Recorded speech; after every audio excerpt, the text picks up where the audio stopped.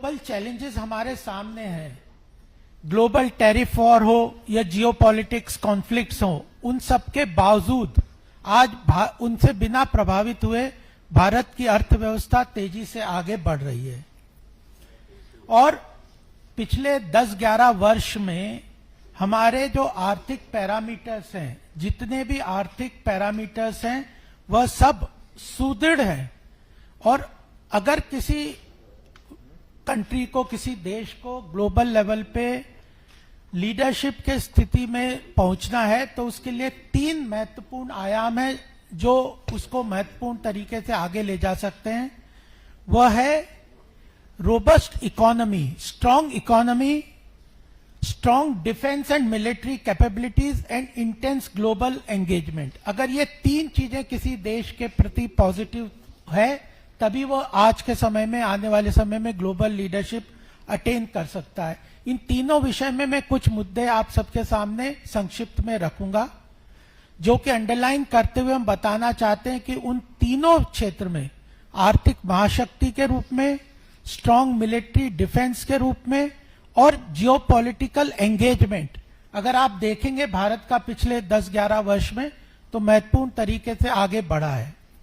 Economy को अगर हम देख लें तो सारे मैक्रो इकोनॉमिक पैरामीटर्स, इन्फ्लेशन जो है, महंगाई दर सबसे कम है।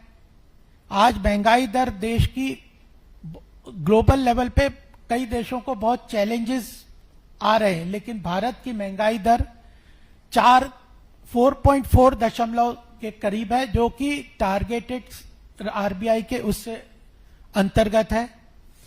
वित्तीय घाटा, आज मैं सवेरे ही देख रहा था कि यूएस अपने आप में, वहां पे एक एडवाइजरी निकली है कि यूएस का वित्तीय घाटा इतना इस लेवल पे पहुंच गया है कि उसके लिए चिंता का विषय बना हुआ है। लेकिन भारत का फिस्कल कंसोलिडेशन पाथ, वह जो टारगेटेड रखा हुआ था भारत ने, उसके अंतर्गत उसी लेवल पे है और सरकार आने वाले समय में उस वित्तीय घाटे को कंट्रोल करते हुए आगे बढ़ेगी, इसके लिए कमिटेड है। फॉरेन एक्सचेंज रिजर्व्स आज हमारा $700 बिलियन के करीब पहुंच गया है। यह अपने आप में बहुत बड़ी स्ट्रेंथ है किसी की अर्थव्यवस्था के लिए। जो प्रत्यक्ष निवेश आता है किसी भी कंट्री के लिए, भारत में आज विश्व में सबसे ज्यादा निवेश है तो वह भारत अट्रैक्ट कर रहा है। इंफ्रास्ट्रक्चर ग्रोथ देश का बहुत मजबूत है।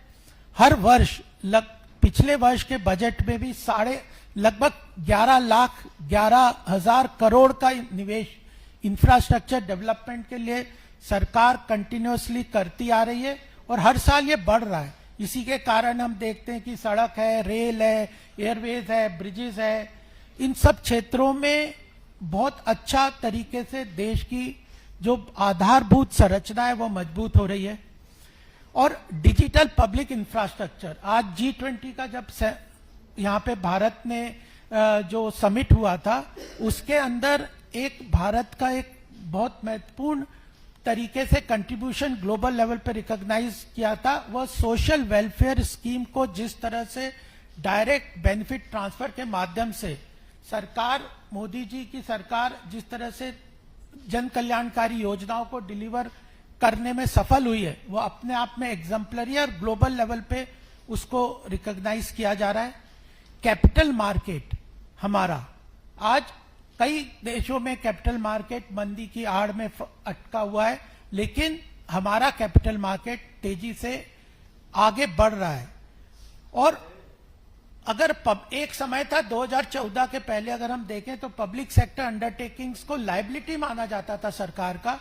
आज जितनी भी पब्लिक सेक्टर अंडरटेकिंग्स है उन सब का अगर मार्केट परफॉर्मेंस देखें, उनका कैपेक्स इन्वेस्टमेंट देखें, उनकी प्रॉफिटेबिलिटी देखें, तो यह सब बहुत अच्छी तरह से स्ट्रक्चरली बहुत स्ट्रांग हो गई है। Banking sector, public sector undertaking, oil, defence और भी जितने भी जो पब्लिक सेक्टर अंडरटेकिंग है वो सब बहुत अच्छी तरह परफॉर्म कर रहे हैं।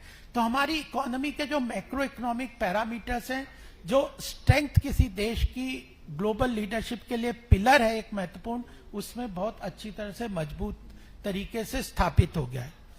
दूसरा, अभी ऑपरेशन सिंदूर हुआ, पाकिस्तान के साथ कॉन्फ्लिक्ट हुआ, अगर वहां पे भी देखें तो हमारी डिफेंस कैपेबिलिटी ने ग्लोबल लेवल पे एक अपनी पहचान बनाई है।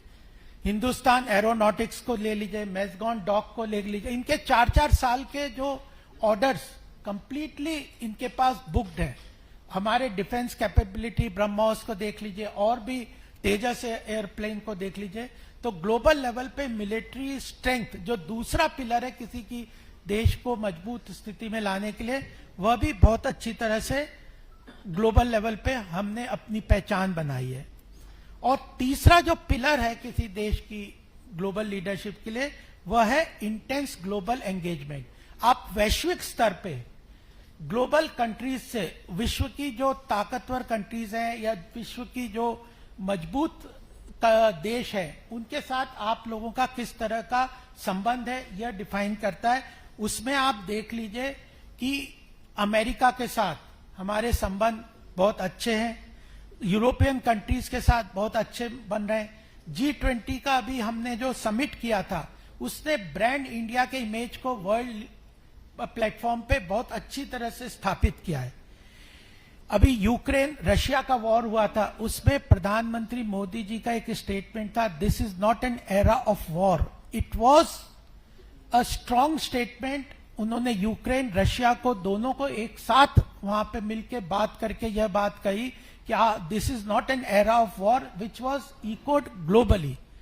यह और हमारे जो फॉरेन मिनिस्टर है एस जयशंकर जी ने यूरोपियन नेशंस को यह कहा कि आप प्रीच तो करते हैं but don't preach what you don't practice. कई विषय पे उन्होंने स्पष्ट रूप से उनको यह अपना आगाह किया है, और यह इनर विजन और inner clarity of strength country के तभी यह हो सकता है। ग्लोबल आउटरीच को अगर हम देख लें तो जितने भी प्लेटफॉर्म्स हैं, चाहे क्वेड, आज ग्लोबल लेवल पे कई महत्वपूर्ण प्लेटफॉर्म्स हैं जिनके ऊपर कंट्रीज का डिवीजन हो जाता है, कोई इसका मेंबर है, कोई किसी का मेंबर है। लेकिन क्वेड को देख लीजिए, Russia, America, Australia, Japan, Bharat उसका सदस्य है। वर्ल्ड इकोनॉमिक फोरम में आज भारत को काफी स्ट्रांगली रिकॉग्नाइज किया जाता है।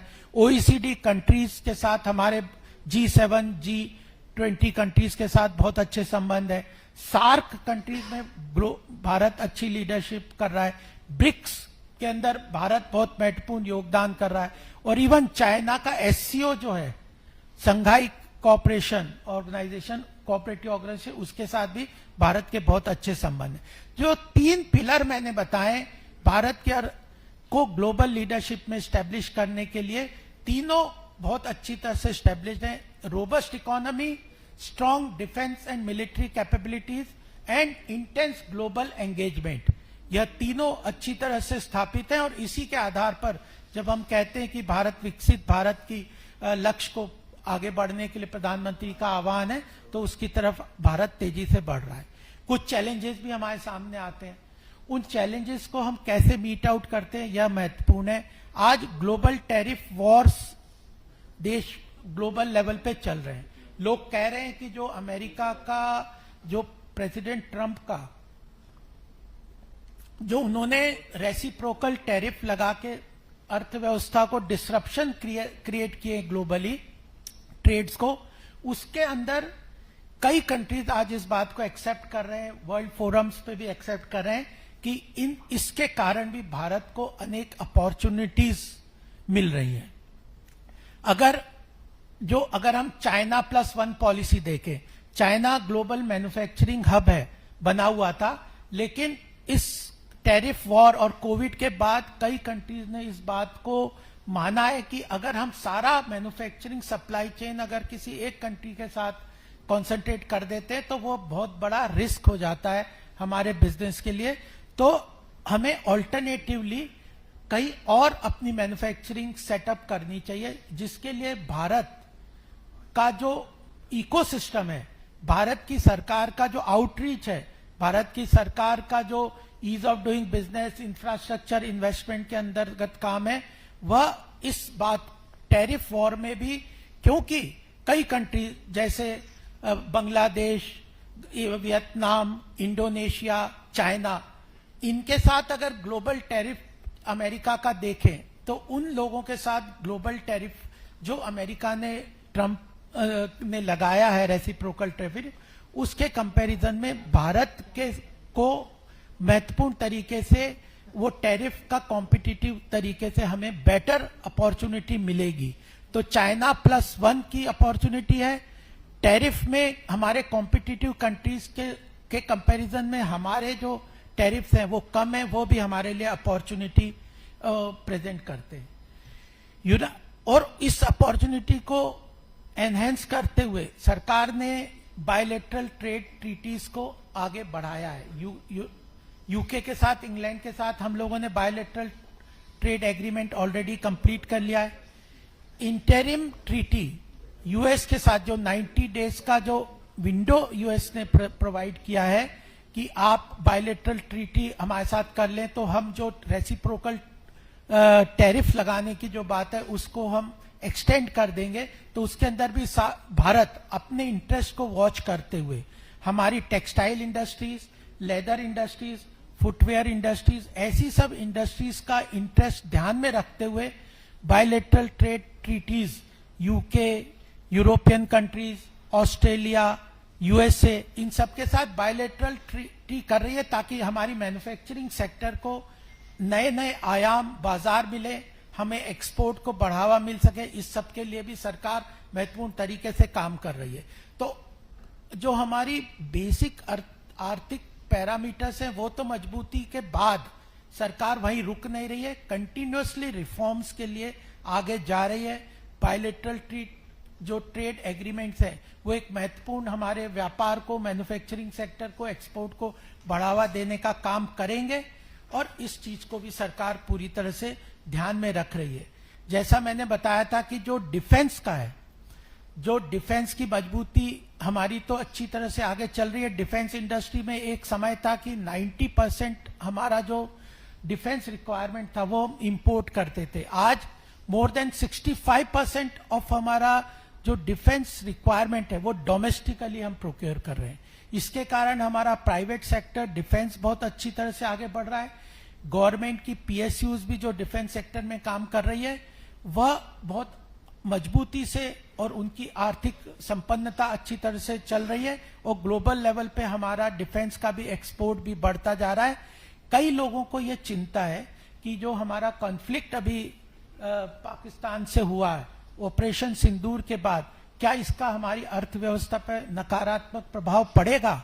या हम लोगों का बिल्कुल स्पष्ट आप लोगों को बताना यहाँ पे बताना चाहते हैं कि जो नेगेटिव इम्पैक्ट है इसका आर्थिक व्यवस्था पे, हमारी देश की अर्थव्यवस्था पे बिल्कुल नेगेटिव इम्पैक्ट नहीं पड़ेगा, क्योंकि जो आर्थिक रूप से हमारा बहुत बड़ा ट्रेड और इकोनॉमिक रिलेशन पाकिस्तान से कभी नहीं रहा है। तो इसका नेगेटिव इम्पैक्ट, नकारात्मक जो प्रभाव है भारत पे इसका नहीं पड़ेगा। पाकिस्तान को, जैसे कल प्रधानमंत्री जी ने कहा कि पाकिस्तान की जो अर्थव्यवस्था है को पूरी तरह से हम नष्ट भ्रष्ट कर देंगे, उसने अगर टेररिज्म को नहीं रोका तो उस बात को हमें ध्यान में रखना चाहिए कि जो डिफेंस इंडस्ट्री तो मजबूत हो ही रही है, साथ में इस कॉन्फ्लिक्ट का कोई नेगेटिव इकोनॉमिक इम्पैक्ट हमारे ऊपर नहीं पड़ेगा।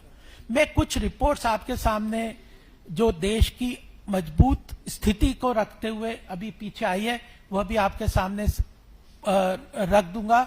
डिटेल्स में आप जा सकते हैं आपको, लेकिन सबसे महत्वपूर्ण जो रिपोर्ट अभी आई है वो है आरबीआई की रिपोर्ट है। आरबीआई ने मई के समय में, मई बुलेटिन में बताया है कि हमारी अर्थव्यवस्था, हमारी देश की आर्थिक स्थिति बहुत अच्छी तरह से मजबूत है।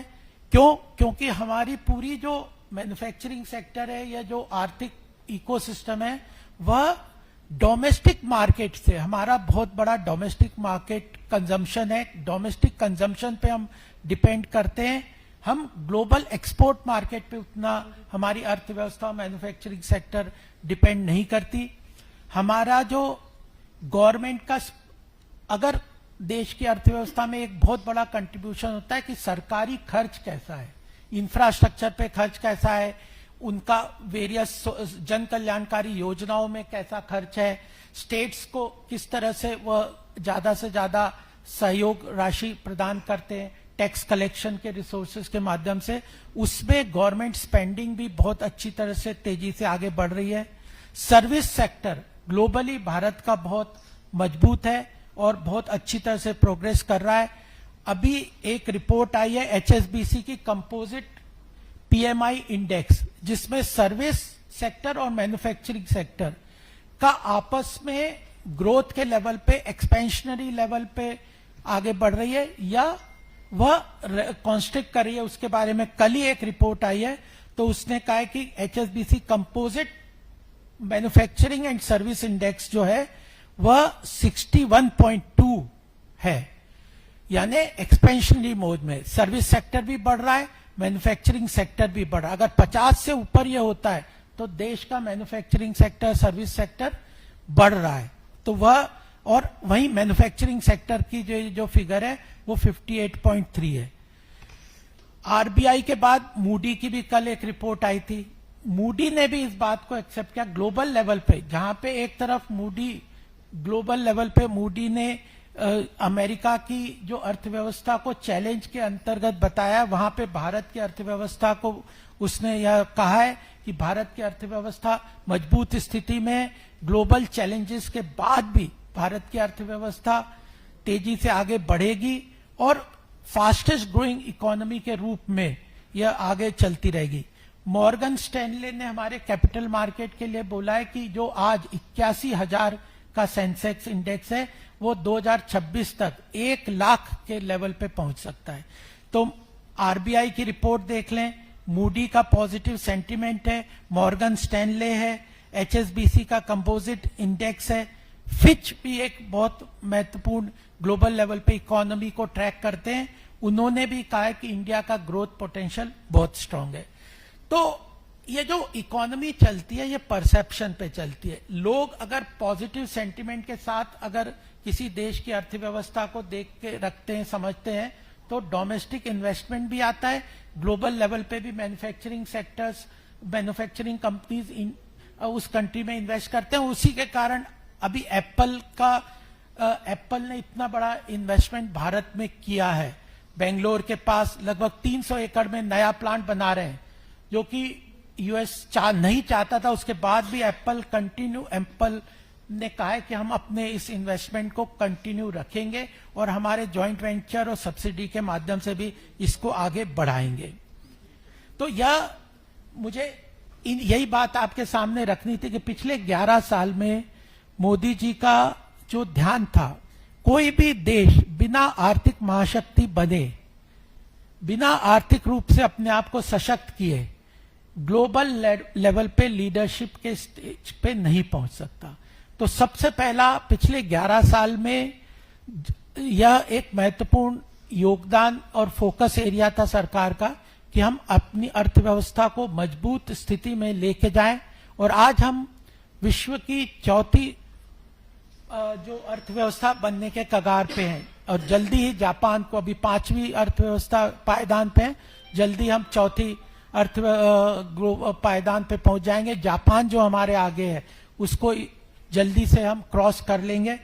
और कंटिन्यूअस रिफॉर्म की जरूरत है। देखिए, अर्थव्यवस्था स्टैटिक नहीं होती, अर्थव्यवस्था के लिए जरूरी होता है कि कंटिन्यूअस रिफॉर्म करते रहें। और सरकार ने कंटिन्यूअस रिफॉर्म्स के ऊपर अपने फोकस को रखा हुआ है। कुछ महत्वपूर्ण बजट पे अनाउंस किए थे, कुछ महत्वपूर्ण पॉइंट्स आपके सामने मैं जरूर रखना चाहूंगा, जो कि आगे आने वाले समय में सरकार रिफॉर्म्स के रूप में कर रही है। अभी सरकार ने नेशनल मैन्युफैक्चरिंग मिशन बनाया, मैन्युफैक्चरिंग सेक्टर को मजबूत करके देश की अर्थव्यवस्था को आगे बढ़ा के हमारे मैन्युफैक्चरिंग सेक्टर को ग्लोबल लेवल पे स्टैब्लिश करने के लिए नेशनल मैन्युफैक्चरिंग मिशन बनाया। एमएसएमई सेक्टर, लार्ज इंडस्ट्रीज, इनकी जो भी समस्याएं हैं उनको एक प्लेटफॉर्म पे सॉर्ट आउट करने के लिए काम किया है। डी रेगुलेशन कमीशन भी सरकार ने बना दिया है, क्योंकि कई बार ओवर रेगुलेशन के कारण, कंप्लायंसेस के कारण लोग इंडस्ट्री वगैरह कहते हैं कि हमारी इंडस्ट्रीज को चैलेंजेस डील करने पड़ते हैं। तो डी रेगुलेशन कमीशन के अनुसार ईज ऑफ डूइंग बिजनेस और कंप्लायंसेस को कम करने का काम सरकार कर रही है। कल ही हमारे वित्त मंत्री ने ये सीसीआई को कहा था कि आप कंपटीशन कमीशन ऑफ इंडिया को कि आप ओवर रेगुलेट मत करिए। इंस्टीट्यूशंस को बोला है कि आप बिजनेस कम्युनिटी को हैंड होल्डिंग करिए, उनको ईज ऑफ डूइंग बिजनेस की तरह आगे बढ़ाइए। तो उन्होंने पब्लिकली ये कहा है कंपटीशन कमीशन को कि आप मर्जर वगैरह अलाउ करिए, जो इसको ओवर रेगुलेशंस को कम करिए। लेबर लॉ एक बड़ा चैलेंज देश के लिए था, उसके अंदर भी सरकार ने कहा है कि स्टेट लेवल पे, क्योंकि लेबर, लैंड, पावर, इलेक्ट्रिसिटी ये सब स्टेट के अंडर डोमेन में आते हैं, तो स्टेट को लेबर लॉ को इम्प्लीमेंट करने के लिए सरकार ने पुश करते हुए मीटिंग भी बुलाई है।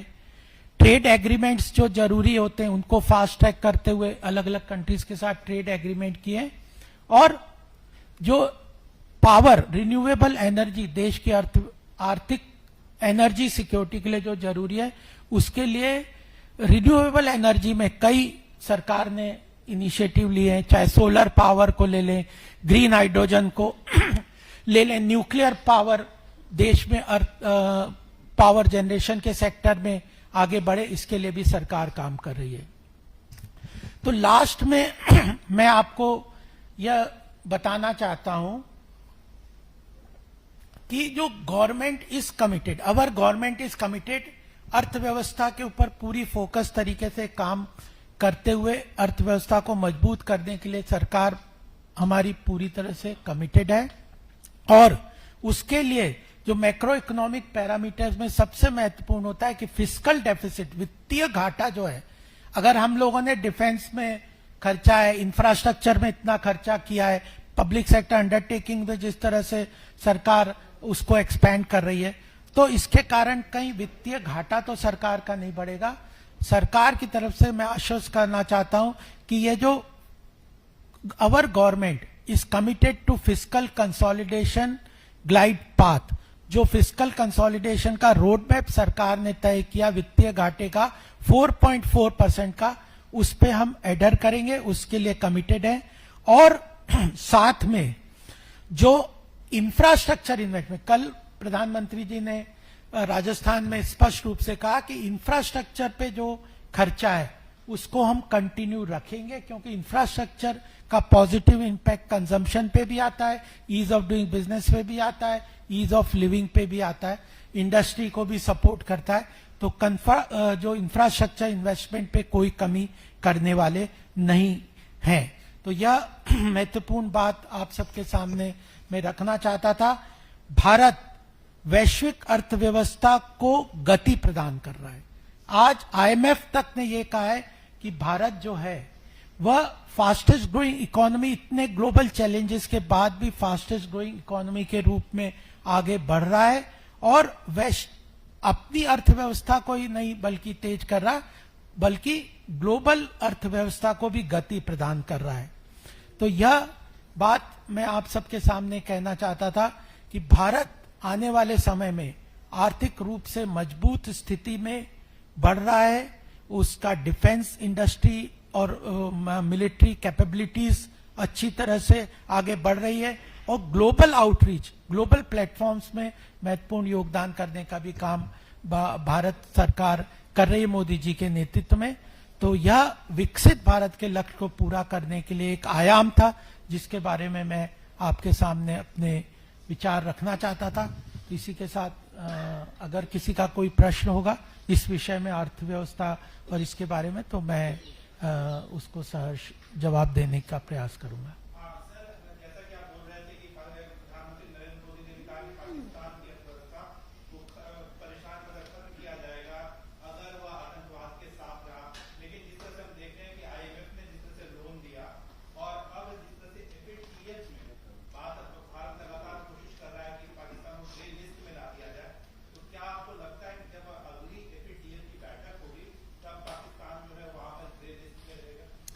देखिए, अल्टीमेटली आज हमारे 7 से ऊपर जो डेलीगेशंस के लगभग 60 के करीब जो लीडर, ग्लोबल जो डोमेस्टिक लीडर्स हैं, मेंबर ऑफ पार्लियामेंट वगैरह जो गए हैं, वो पूरे कई कंट्रीज में जाके 50-60 कंट्रीज में जाके भारत की बात को स्पष्ट रूप से रख रहे हैं, मजबूती से रख रहे हैं। साथ में इस बात को भी अच्छी तरह से रखने का वहां पे यह उपक्रम है कि Pakistan is a epicentre of global terror और उसका इंपैक्ट भी पड़ रहा है। जापान ने और यूएई ने अपना स्टेटमेंट भी दिया है कि भारत के जो पक्ष है और पाकिस्तान का जो टेररिज्म को सपोर्ट करने का जो कार्य है वो उसमें हम भारत के साथ खड़े हैं।